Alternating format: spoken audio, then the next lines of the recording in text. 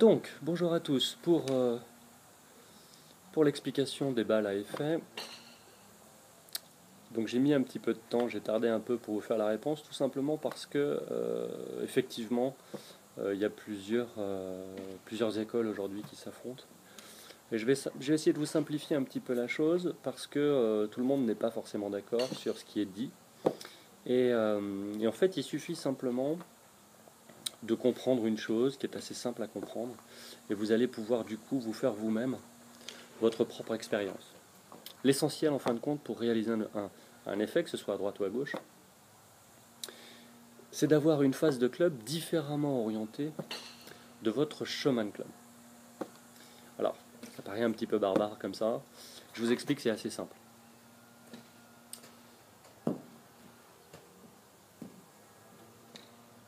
Si mon club se déplace de cette manière-là, c'est-à-dire légèrement vers l'extérieur de ma ligne de jeu, si je veux produire effectivement un effet à droite, j'ai besoin d'avoir une phase de club orientée à droite au moment de la frappe.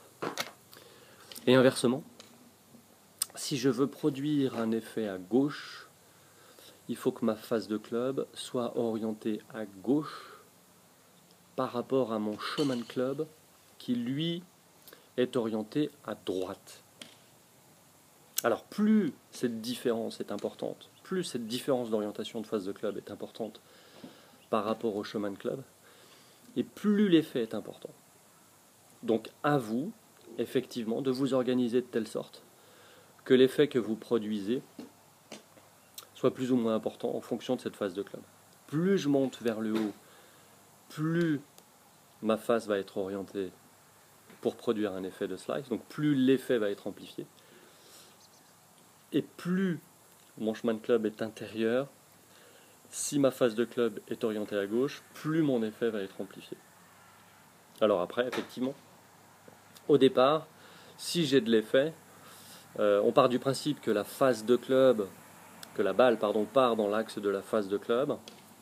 J'ai un petit peu de mal à le dire, mais effectivement, on remarque que lorsqu'on a vraiment de grosses différences, on a une balle qui part dans l'axe de la phase de club et non pas une balle qui part dans l'axe du showman club.